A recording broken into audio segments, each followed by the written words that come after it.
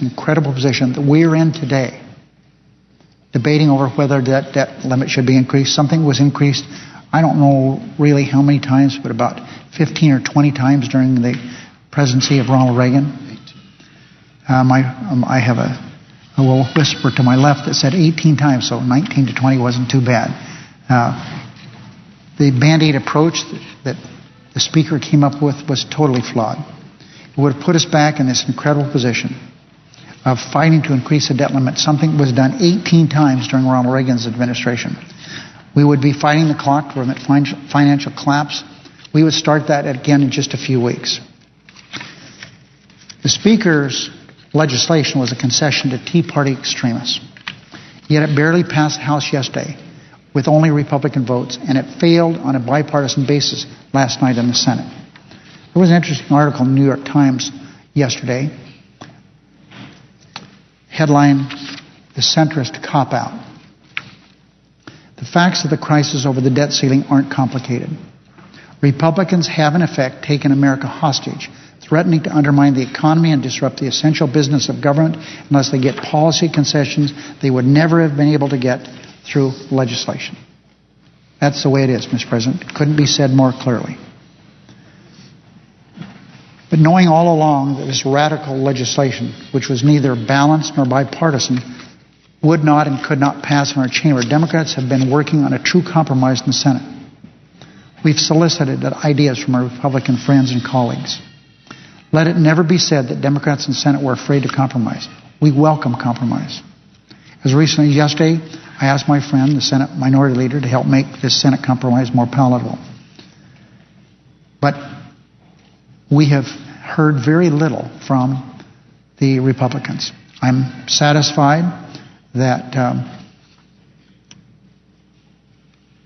the conversations I've had with a couple of Republicans this morning, I hope bears fruit.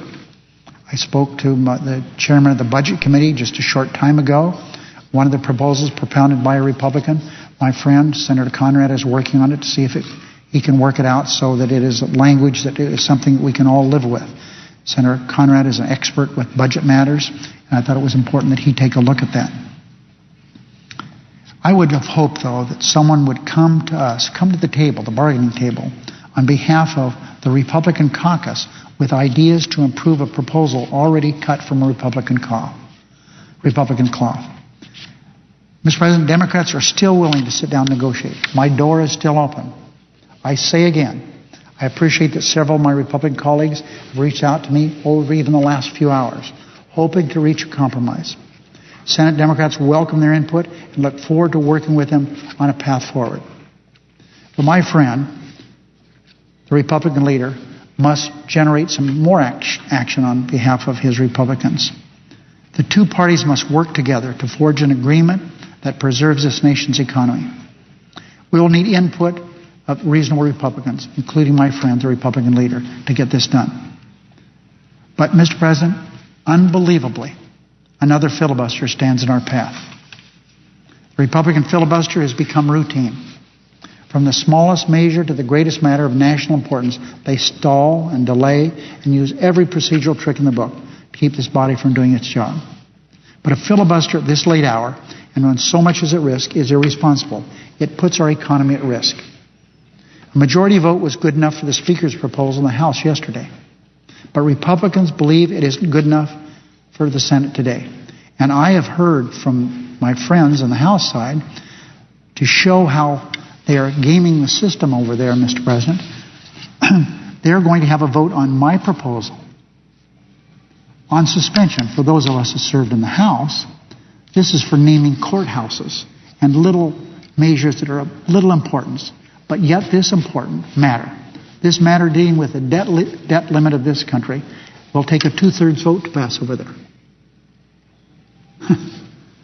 So they have gamed this system from the very beginning.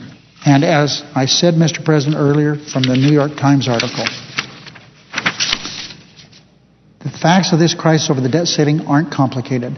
Republicans have in effect taken America hostage, threatening to undermine the economy and disrupt the essential business of government unless they get policy concessions they would never have been able to enact through legislation. So they're going through as I understand, on the House side, an effort to vote on our legislation. Setting up a 2/3 standard to get this done. Recognizing, of course, Mr. President, as I will outline here in a minute, that a filibuster at this late hour here in the Senate, and when so much is at risk, is really irresponsible. And to say it puts our economy at risk is an understatement, and that's for sure.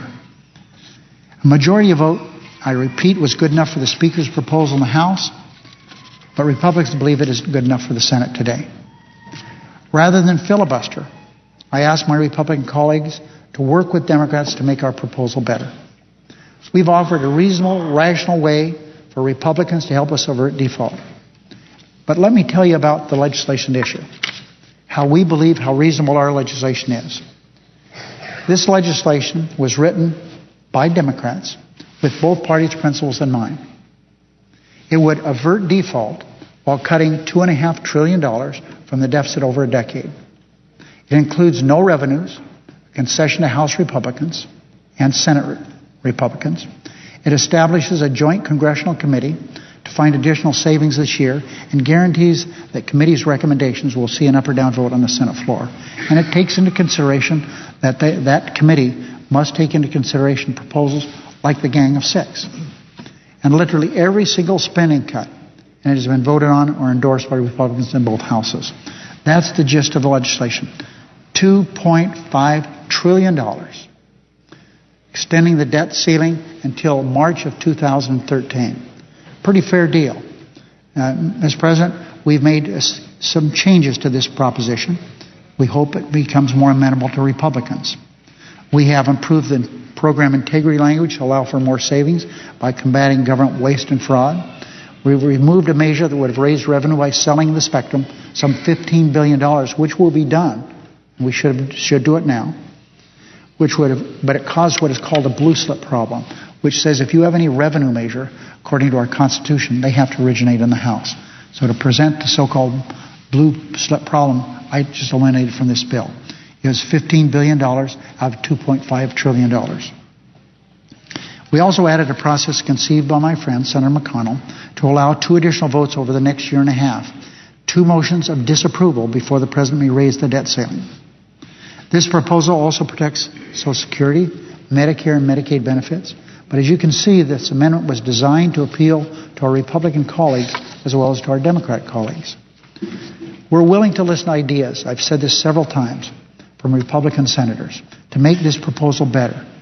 But, Mr. President, to say the time is short is an understatement. We can amend the underlying legislation that's here before us in the so-called message of the House. We still have time to do that. We have time to do that. We could do it tonight, and we could still meet the deadline on Tuesday. But we need to do it soon. That's why at 1:10 in the afternoon this Saturday, I hope I have more Republicans contact me and see if they can work out something to work with us. Already the economy has gone from bad to worse. Stocks continue a week-long slide yesterday. I know my Republican colleagues love this country, every single one of them. I believe they want to do what's best for our economy, every single one of them.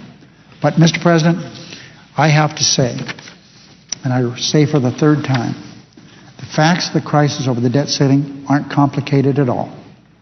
Republicans have in effect taken America hostage, threatening to undermine the economy and disrupt the essential business of government unless they get policy concessions they would never have been able to enact through legislation.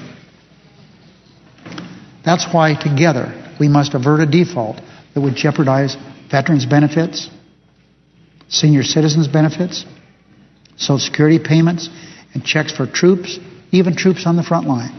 It would also effectively raise taxes on every American family.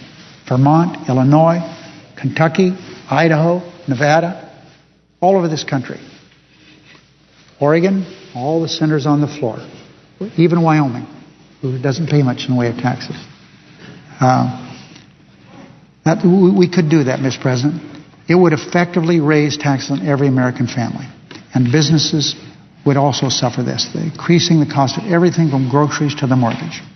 And so I urge my Republican friends to join me to move forward with the only compromise plan that's left. In fact, the only option left at all, to to save this country from default.